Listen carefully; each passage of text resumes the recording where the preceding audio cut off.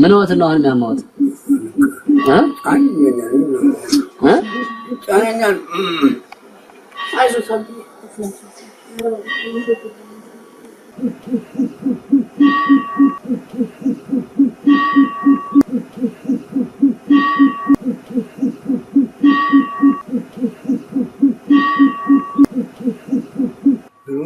እኔ አበበ ነኝ። አዎ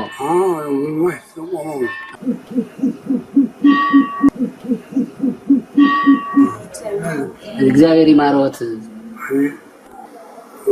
ምን ወት ነው አሁን የሚሰማዎት?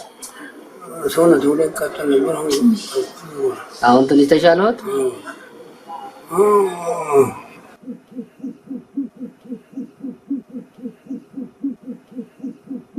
ተውኝ።